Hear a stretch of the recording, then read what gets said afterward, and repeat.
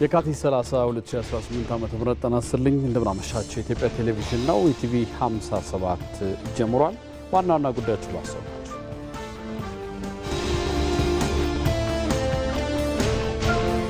ጠቅላይ ሚኒስትር አብይ አህመድ በድሬዳዋ ከተማ በመደመር ትውልድ መጽሐፍ የተገነባው የእመርታ ቤተ መጽሐፍትን ትውልድ ለመስራት ታስቦ እውን የሆነ ፕሮጀክት መሆኑን ተናገሩ። ጠቅላይ ሚኒስትሩ የእመርታ ቤተ መጽሐፍትን ጎብኝተዋል።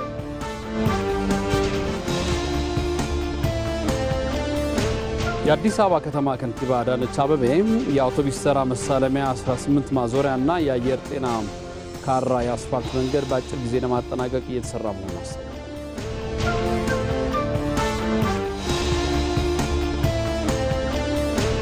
የአዲስ አበባ ነዋሪዎች የፖለቲካ ፓርቲዎች ያላቸውን የፖሊሲ አማራጭ በተለያዩ መገናኛ ብዙሃን እየተከታተሉ መሆኑን ገለጹ።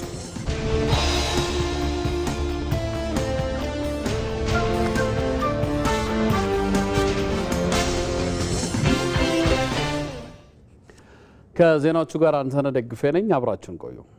ኢትዮጵያችን በቴክኖሎጂ የታገዙ የነገ መፍትሄዎችን ትሻለች።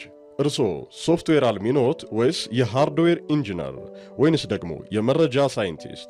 በኤአይ፣ በፋይናንስ፣ በጤና ወይስ በግብርና በየትኞቹ ዘርፎች ለሀገራዊ ችግሮች የዲጂታል መፍትሄን አስበዋል? የኢትዮጵያ ብሮድካስቲንግ ኮርፖሬሽን የፈጠራ ሐሳቦ ወደ ስኬታማ ቢዝነስ የሚቀየርበትን ታላቅ መድረክ አዘጋጅቷል። ከባለ ሀብቶችና ከአጋር ተቋማት ጋር እናገናኘዎታለን። የቴክኖሎጂ ሐሳቦትን እንሸልማለን። ዕድሜው ከ15 ዓመት በላይ ከሆነ በግል ወይም በቡድን በመሆን አሁኑኑ ይመዝገቡ። ሀገራዊ ችግሮችን በቴክኖሎጂ ይፍቱ። እርስዎም የዓመቱ ቴክኖሎጂስት ይሆኑ። የኢቢሲ የቴክኖሎጂ ስታርታፕ የፈጠራ ውድድር ለኢትዮጵያ የፈጠራ ስነ ምህዳር በር ከፋች። ማሳሰቢያ፣ ተሳታፊዎች በግል ወይም ከ3 እስከ 6 አባላት ባለው ቡድን መቅረብ ይችላሉ። በዋናነት ሶፍትዌር ላይ ያተኮሩ እንደ ኤአይ፣ አይኦቲ እና ኢኮሜርስ ያሉ የዲጂታል ቴክኖሎጂዎችን ለውድድር ይዞ መቅረብ ይቻላል። ምዝገባው ለዚሁ ተብሎ በተዘጋጀው ethiostartupebc.org.ኢቲ ላይ መመዝገብ ይችላሉ። ያለን ቦታ ውስን በመሆኑ ቀድመው አሁኑኑ ይመዝገቡ። ኢትዮ ስታርታፕ። በድሬዳዋ ከተማ በመደመር ትውልድ መጽሐፍ የተገነባው የእመርታ ቤተ መጽሐፍ ትውልድን ለመስራት ታስቦ የሆነ ፕሮጀክት መሆኑን ጠቅላይ ሚኒስትር አብይ አህመድ ገልጸዋል። በድሬዳዋ ከተማ የተለያዩ የልማት ስራዎችን የጎበኙ ጠቅላይ ሚኒስትሩ ከተማዋ ህብረ ብሔራዊነት፣ እንግዳ ተቀባይነትና ባህላዊ እሴቷን በመጠቀም የቱሪስት መስህብነቷን ልታሳድግ እንደሚገባ አሳስበዋል። አስማረ ብርሃኑ ተጨማሪ አለው። የኢፌዴሪ ጠቅላይ ሚኒስትር አብይ አህመድ ከቀዳማዊት እመቤት ዝናሽ ታያቸውና ከሌሎች የፌዴራልና የክልል ከፍተኛ የስራ ኃላፊዎች ጋር በመሆን በድሬዳዋ ከተማ የተሰሩ የተለያዩ የልማት ስራዎችን ጎብኝተዋል። ከመደመር ትውልድ መጽሐፍ ሽያጭ በተገኘ ገቢ የተገነባውን እመርታ ቤተ መጽሐፍትንም ጎብኝተዋል። የመደመር ትውልድ መጽሐፍ የተጻፈው ትውልዱን ለማነጽ በመሆኑ ይህ ቤተ መጽሐፍትም አንዱ የትውልድ መስሪያ ቦታ ነው ብለዋል ጠቅላይ ሚኒስትሩ በጉብኝታቸው። አሁን ካለሁበት ስፍራ ለመጀመር ይህ በመደመር ትውልድ የተገነባ እመርታ የተሰኘ ላይብራሪ ነው። ይሄ ላይብራሪ አዲስ አበባ ላይ አብርሆት እንዳልነው አይነት ማለት ነው። ለብዙ አገልግሎት የሚውል ላይብራሪ ነው።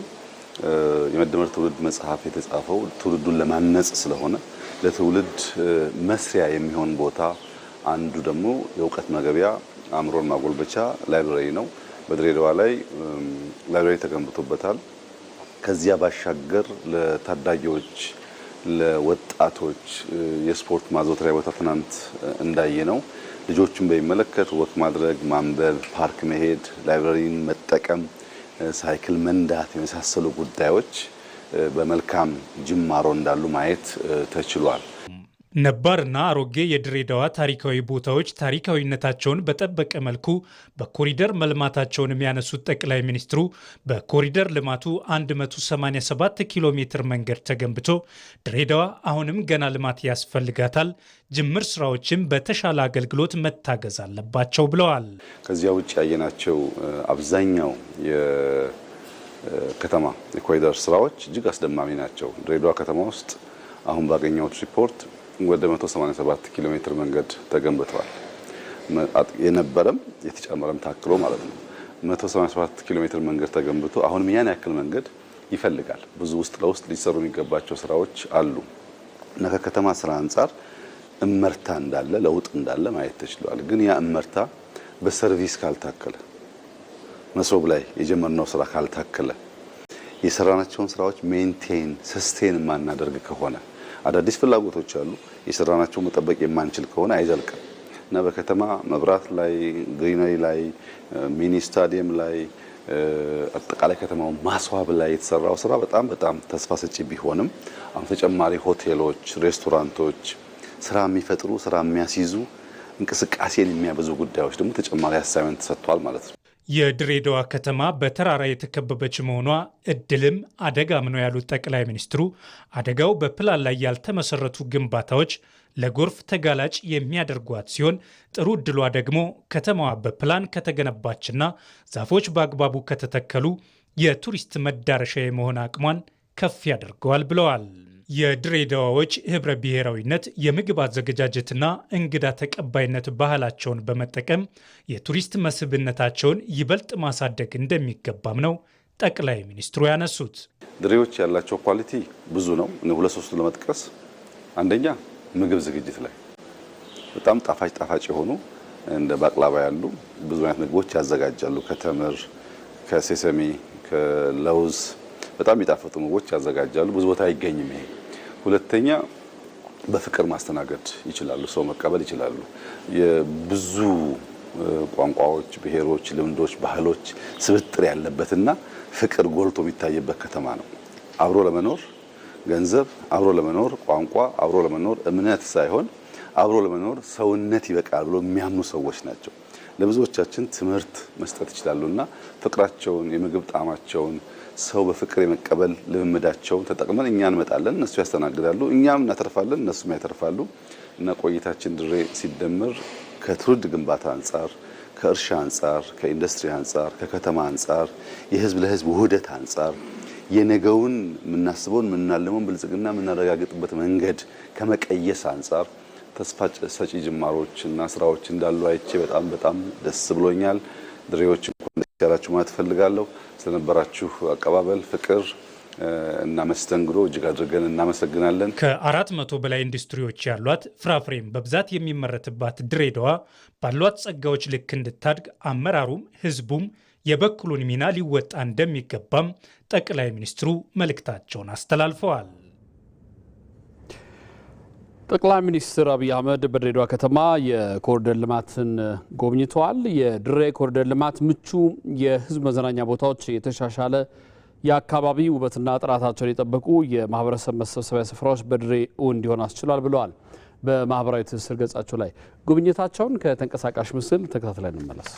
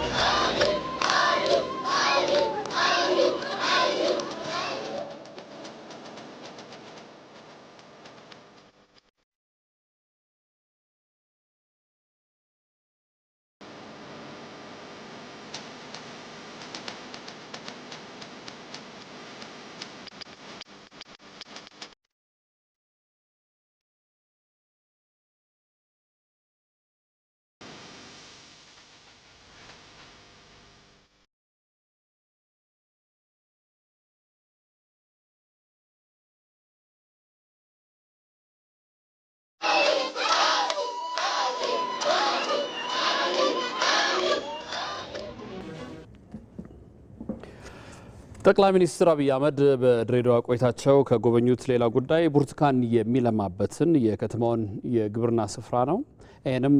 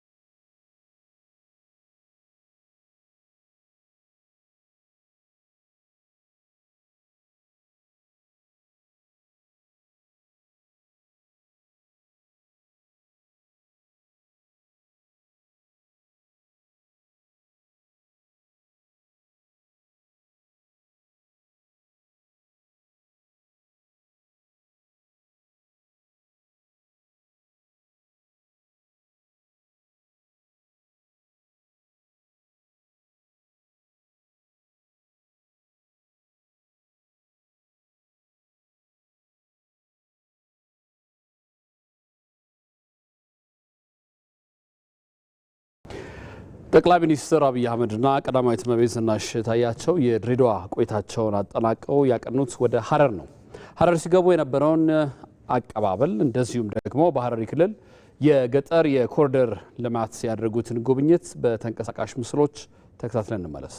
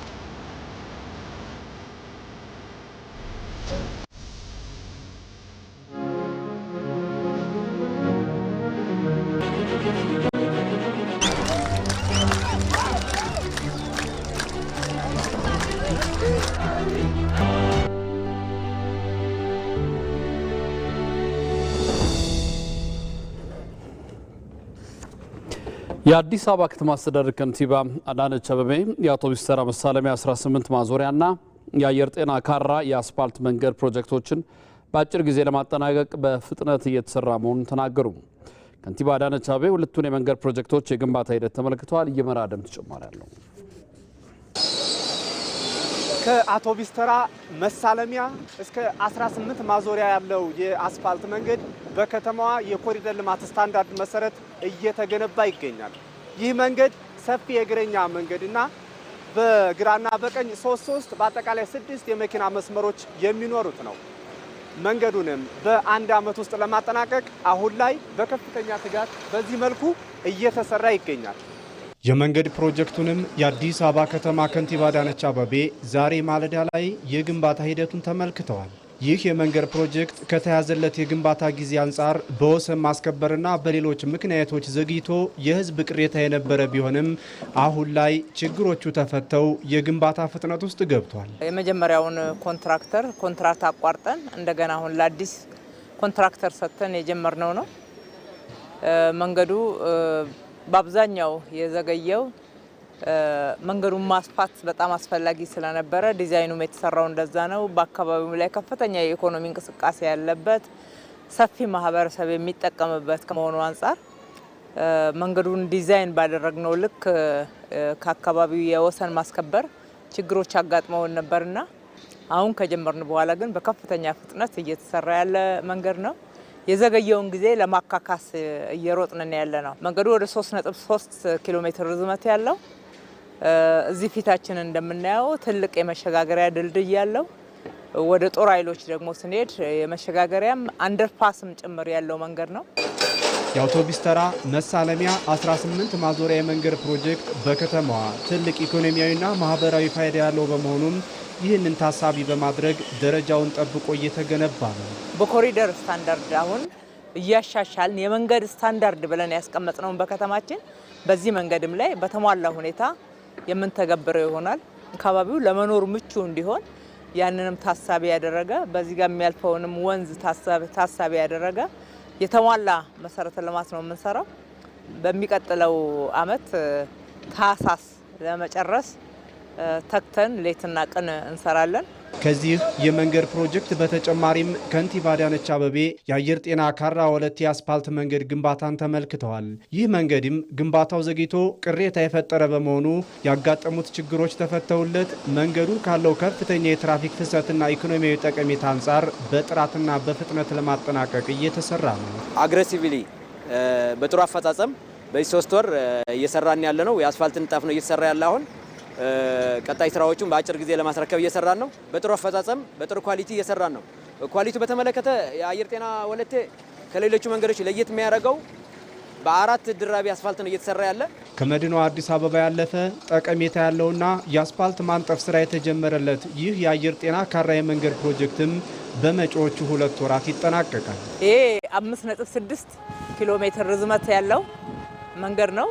ቀጥታ ወደ ጅማ ወደ ሆሳና ከሚሄደው መንገድ ዋናው መንገድ ጋራ የሚያገናኝ ነው ማለት ነው። ትልቅ ኢኮኖሚያዊ ፋይዳ ያለው ከአዲስ አበባ ያለፈ ጥቅም ያለው መንገድ ነው ማለት ነው። የመንገዱ ስፋት ወደ 40 ሜትር ድረስ ስፋት ያለው ነው። በሚቀጥሉት 2 ወራቶች ይህንን መንገድ አጠናቀን ህዝባችንን የምንክስበትና እንኳን ደስ ያላችሁ ወደ ማለት ደረጃ ላይ ደርሰናል። አዲስ አበባ ከተማ አሁን ላይ በአጠቃላይ 140 የመንገድ ፕሮጀክቶች በግንባታ ላይ የሚገኙ ሲሆን 104 የሚሆኑት በከተማው መንገዶች ባለስልጣን በራስ አቅም እየተገነቡ፣ ቀሪዎቹ ደግሞ በግል ስራ ተቋራጮች እየተገነቡ ይገኛሉ።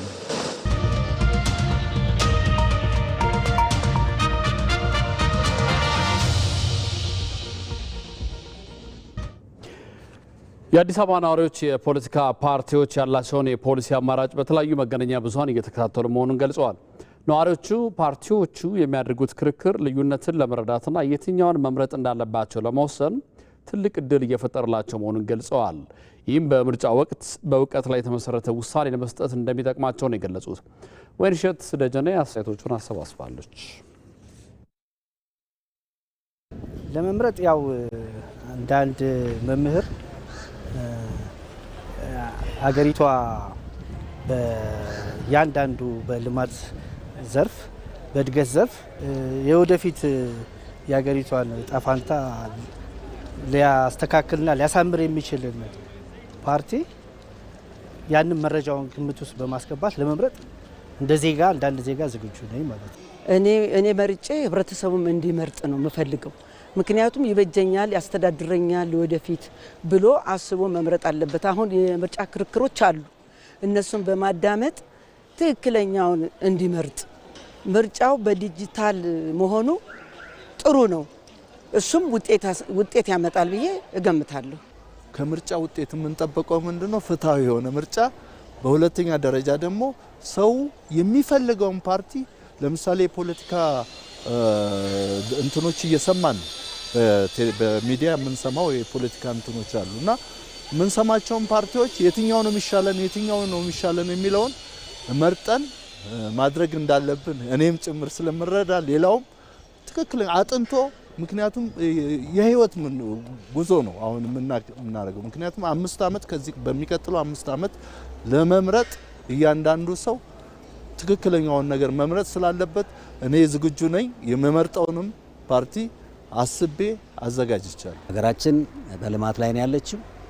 ልማቱን የሚያስቀጥል በመቀጠል ደግሞ ህዝብን የሚመራ በተገቢ ቦታ እንመርጣለን ብለን እናምነው እና ስለዚህ እንግዲህ በካርዳችን ምን እንደምናደርግ ስለምናቅ ችግር የለብንም እውነት ለመናገርና ጥሩ ነው። አሁን ያለንበት ደረጃ ጥሩ ነው። ያው እግዚአብሔር ሰላሙን ሰጥቶን ሀገራችን በልማት ላይ ነው ያለችው። ይቺን ልማት ደግሞ እንዲቀጥል ነው የምንፈልገው። ተባብረን ሀገራችንን እንደ ሌሎች ሀገራት ለመለወጥ ነው የምንፈልገው። በጉጉት ነው የሚጠብቁት። እውነት ለመናገር የኔም ቤተሰብ አለኝ፣ ቤተሰቦቼም ሌሎችም በጉጉት ነው የሚጠብቁት። ምክንያቱም ያው ዞሮ 5 ዓመት የሚያስተዳድሩን ሰዎች በምርጫ ካርድ ነው እንትን የምንላቸውና እኛ ይቺ ልማት እንደዚህ እንዳየናት እንድትቀጥል ነው የምንፈልገው። ቆንጆ ነው ይቀጥል ነው። ከምርጫው እንግዲህ ማህበረሰቡ በአሁን ሰዓት ዘመኑም ዲጂታላይዝድ የሆነ ዘመን ስለሆነ ብዙ መረጃዎች ስለሚያገኝ አብዛኛው ማህበረሰብ የተሰራለትን ስራ ያለውን ለውጥ ግምቱ ስከቶ የተሻለ አገር ለመፍጠር አብዛኛው ሰው ንቁ ተሳትፎ አድርጎ የሚበጀውን ይመርጣል ብዬ ገምታለሁ። በተከታታይ የቢዝነስና ስፖርት ጉዳዮች ወደ እናንተ ይደርሳሉ። ከኔ ጋር 2 ሰዓት ላይ በልሰን እንገናኛለን። አብራችሁን ቆዩ።